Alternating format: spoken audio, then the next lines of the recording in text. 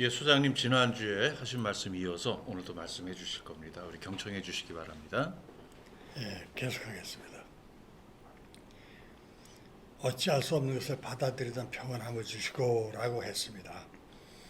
내가 어찌할 수 없는 것은 알코올 중독자라는 것이고 이런 사실을 평안하게 받아들이라고 가르칩니다. 이것이 과연 가능할까요? 중독자라는 사실을 어찌할 수 없어 마지못해 받아들입니다. 그러나 중독자라는 것은 정말 싫습니다. 못 마시는 것이 괴롭고 중독자라고 낙인 찍히는 것이 싫고 중독자라는 현실을 부정할 수 없어 하는 수 없이 알코올 중독자라는 사실을 인정해야만 합니다. 이것이 괴롭고 싫습니다. 병원이나 금수기도원에서 만난 알코올 중독자들이 저에게 부탁을 합니다. 사회에 나가서 혹시 저를 만나더라도 이런 곳에서 만났다는 말을 절대 하지 말아달라고요. 왜 그럴까요? 자신이 알코올 중독자라는 사실을 폭로될까 두렵기 때문입니다. 어쩌다 동생과 함께 사람들을 만날 때가 있었습니다. 동생이 나를 소개할 때 옛날 내가 지독하게 술을 마시던 시절 얘기를 합니다. 그리고 술을 끊었다고 자랑하니 자랑을 합니다.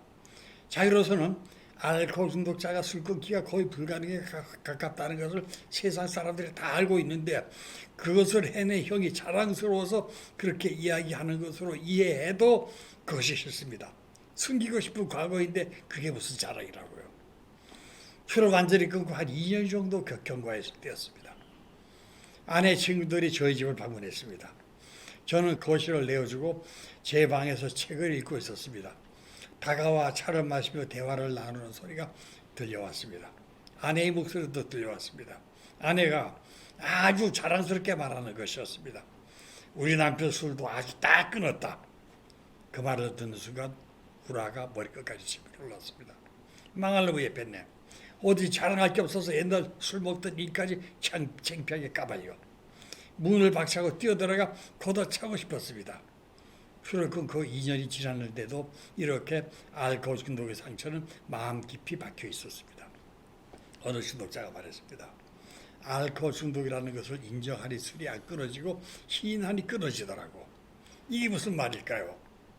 A의 12단계 중 제1단계는 우리는 알코올에 무력했으고 스스로 생활을 처리할 수 없게 되었다는 것을 깨닫고 시인했다 해서 시인을 이야기하는 것 같았습니다.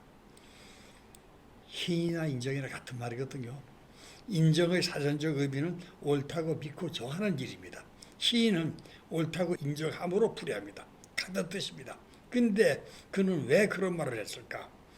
그래서 영어로 된 A의 12단계와 12전통을 다시 펼쳐보았습니다. 그리고 영어 사전을 찾아서 확인했습니다. 12단계의 제1단계 중 영어 미트를 한국 A에서 시인으로 번역한 겁니다. 이는 시인으로도 인정으로도 번역이 됩니다. 근데 왜 그는 인정하니 술이 안 끊어지고 시인하니 술이 끊어지더라고 했을까요? 그 해답을 나는 평안함에서 찾았습니다. 한 친구는 한때 국내 굴지 건설회사에서 이사까지 지내고 은퇴한 사람이었습니다. 그 친구의 술 문제는 이미 친구들 사이에서 널리 알려진 공공연한 비밀이었습니다. 차마 그 앞에서 그 술 문제를 거론하는 친구는 없었습니다. 그가 싫어할 것을 뻔히 알기 때문입니다. 친구 모친상 좋은 자리에서 발생한 일입니다. 그는 경조사에 항상 늦게 도착합니다. 서둘러 조언을 마치면 종이컵에 소주 한 병을 따라 마시고 연기같이 사라집니다. 그 이유는 오래 앉아있으면 술 더 마시게 되고 더 마시면 인사불성이 되어 귀가 터지고 사고가 발생하기 때문에 그런 행동을 하는 겁니다. 나를 발견한 그는 곧바로 나에게 달려왔습니다. 그리고 말했습니다. 내 얘기는 아니니까 절대 오해하지 마. 내 친구 얘기인데 말인다 하고 자신의 술 얘기를 남의 얘기처럼 하는 겁니다. 술에 들어가면 왜 자꾸 더 마시고 싶지? 계속 마시다 깨우면 아침이고 집이래. 어떻게 집까지 왔는지 도무지 기억이 없대. 또 다른 친구는 나에게 자신의 술 문제를 이렇게 말합니다. 하루에 담배 3갑, 소주 2병을 마셔야 되니 아무리 생각해도 나는 알코올 중독 중증은 된 것 같다. 앞의 친구는 중독까지 갔으나 뒤의 친구는 남용의 초기까지 도달하지 않았었습니다. 그 이야기는 다소 과장된 것으로 나는 알고 있습니다. 대부분의 알코올 중독자들은 자신을 모르는 사람과의 식사 자리에서 상대가 술을 권할 때가 있습니다. 그럴 때 어떻게 술을 거절하는가? 이걸 보면 문제가 풀립니다. 단주 생활이 성숙하지 못한 많은 중독자들은 지금 약을 먹는 중이어서 아니면 몸이 좋지 않아서 또는 식사 다음 중요한 미팅이 있어서 등으로 궁색한 변명으로 술자리를 피합니다. 이런 현상은 알코올 중독자라는 사실은 어쩔 수 없이 받아들이지만 또 받아들이고 인정을 하고 시인을 하나 여기에 스트레스가 있다는 것을 의미합니다. 싫은 것을 억지로 마지못해 인정한다는 겁니다. 그러니까 마음이 평안할 수 없습니다. 알코올 중독자라는 사실을 인정하는 것은 자신에게 내리는 사형 선고와도 같습니다. 알코올 중독자라고 하면 제일 먼저 떠오르는 이미지가 서울역 지하도에서 술에 취해 구걸하며 살아가는 노숙자가 떠오릅니다. 그리고 인격 바탕자, 무능력자, 도덕적으로 문제가 있는 사람, 술미치광이, 가정 파괴범 등 세상의 온갖 나쁜 이미지를 모두 덮어 씌워집니다. 알코올 중독자라는 사실을 인정하면 이런 사람임을 스스로 인정하는 것이 되기 때문에 자기 보호 차원에서 거의 본능적으로 알코올 중독자임을 부인하게 됩니다. 그러나 누가 술을 권하면 알코올 중독자라서 못 마시는 것이 아니라 다른 궁색한 병명으로 술을 거절합니다. 그러나 이것은 그때뿐이며 그것이 거절의 핑계가 될 수 없을 때 마시고 재발하는 사람들을 자주 만납니다. 친구들과의 모여서 발생한 사건입니다. 반주쯤은 즐기는 애주가들이었습니다. 오랫동안 술을 마시지 않은 것을 알고 있는 친구들은 자기들끼리 마시는 것이 멋쩍었는지 나에게도 술을 권했습니다.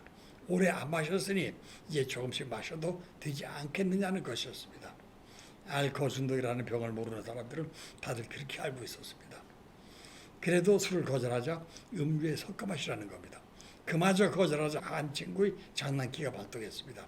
지갑에서 10만 원권 수표 속장을 꺼내 탁자에 놓으며 나에게 술을 먹이는 사람이 가져가라는 겁니다. 그러자 어떤 친구는 두 손으로 내 두 손을 잡고 다른 친구가 잡게 하고 강제로 입에 쏟아 붓겠다고 하는가 하면 또 다른 친구는 안 마시면 머리에 쏟아 붓겠다고 협박을 합니다. 나는 말했습니다. 머리가 젖으면 머리 감으면 되고 옷이 젖으면 빨아입으면 되니 너희들 마음대로 하라고. 그러자 그들은 못쓰게졌습니다. 이런 소득이 끝나자 나는 조용히 말했습니다.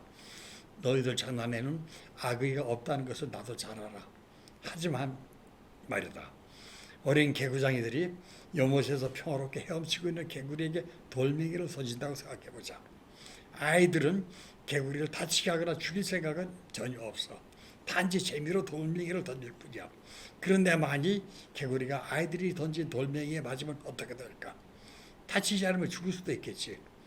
너희들 장난은 악의는 없지만 만일 내가 너희들 장난에 져서 술을 마시면 나는 다시 정신병원으로 끌려가야 해. 아이들이 던진 돌멩이 맞은 개구리 꼴이 되겠지.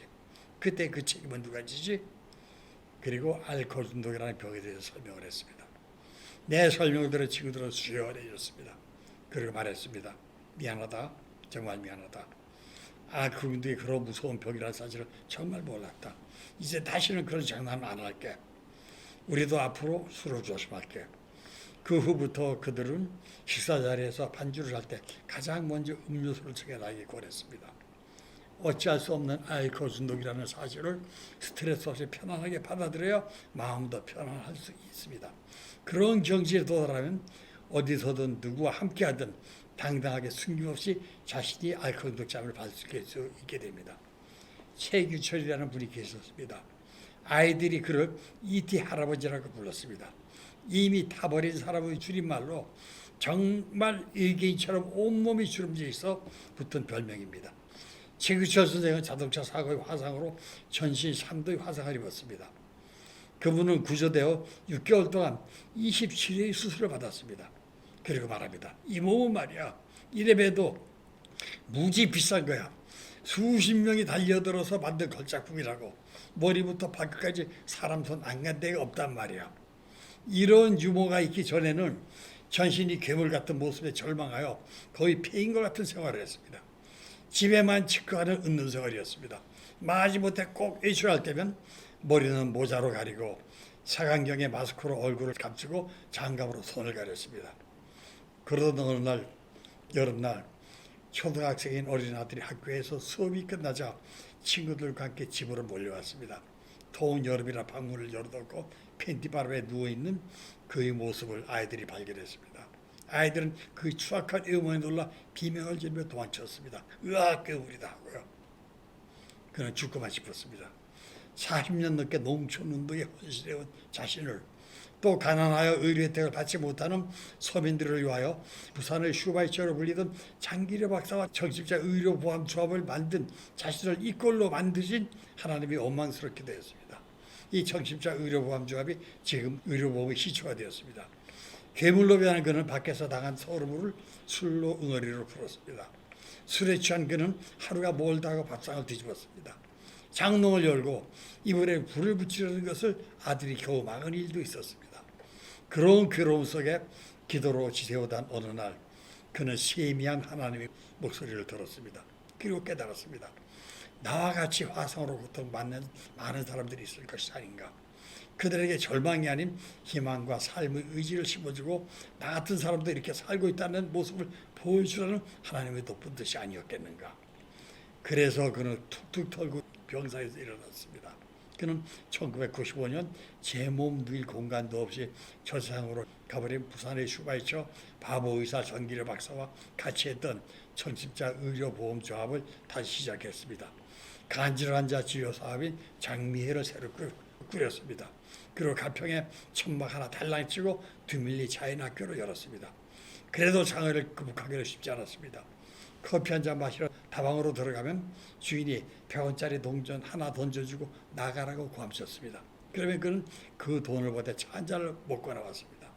차비 안 맞는 버스 기사에게 끝까지 병신이 아니라며 동전을 넣는 오기가 생겼다고 수리했습니다. 그에게 자연은 튼튼한 울타리였습니다. 바람에 부대끼는 나무 소리에 파묻혀 남몰래 운 적이 그 얼마이며 천진한 아이들이 웃음에 기대어서 날려버린 슬픔이 또 얼마던가 하고 그는 수리했습니다. 자신의 추한 모습을 숨김없이 드러낼 수 있는 책시절 선생과 같은 용기, 자신의 집으로 숨기기에 급급했던 알코올 중독이라는 병을 과감히 또 스트레스 없이 받아들일 수 있는 용기가 필요합니다. 그리하여 하나님 어찌할 수 없는 것을 받아들이던 평안함을 주시고 이것이 생활화되어야 영적 안정을 이룰 수 있을 것입니다. 네, 여기까지 마치겠습니다.